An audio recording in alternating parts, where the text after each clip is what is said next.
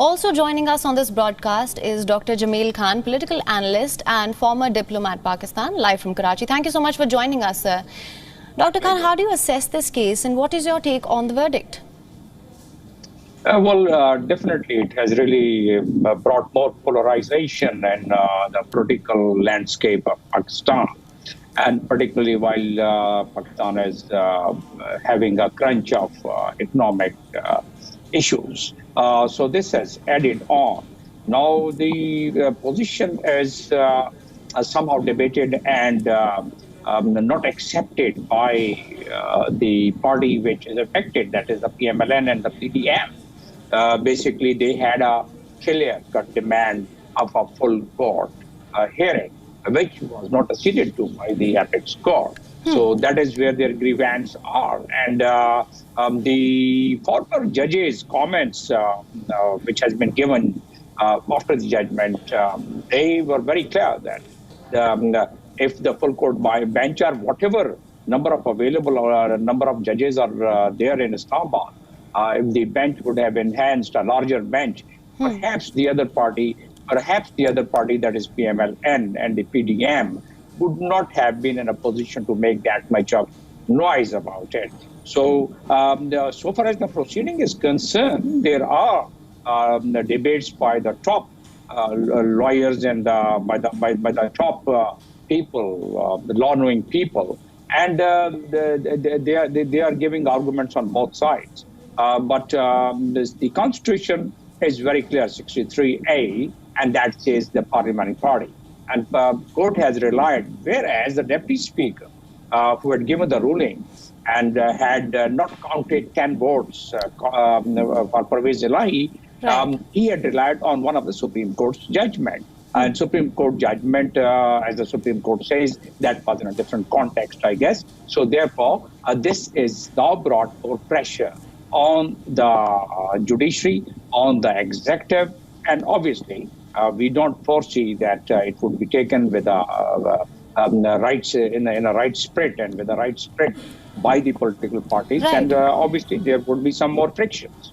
Right, you're absolutely right. In fact, I was just going to come to that. This is a blow for the ruling coalition who've made their stance very clear on the verdict as well. What do you think this means for the ruling coalition going forward, as they've cast aspersions on the judiciary and have also questioned its impartiality? That's right. In fact, the judiciary in Pakistan, well, it's not the first time that their judgment has been brought in question. Starting from Zulfikar Ali Bhutto, and there are a few more very glaring instances that it was brought in question. It has happened in so many other countries that the judiciary's decision has been brought in question. We can see what happened. We could review what happened in the United States also on this context. But in a country like third world country or the less developed countries, it's slightly there are more. In the context of Imran Khan, yes, Imran Khan, I think it's a blessing in disguise for PTI. That PTI performance for 4 years of their government, whatever weaknesses were there, particularly the economic side, that has been washed away now. And because this current government, the coalition government, the PDM and the PMLN government, they had to take very tough decisions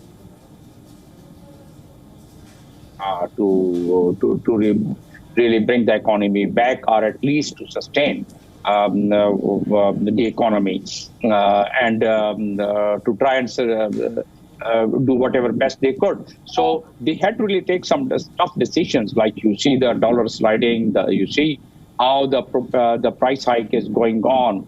So all these things combined together, it has brought a very tough toll on the PMLN government, and and government for the first time has lost its power, so to say, that even the politically their popularity has started dwindling because of these tough measures which they had to take. They did not have any choice, as a matter of fact. These were the demands of IMF, and they had to really meet to keep the economy of the country going.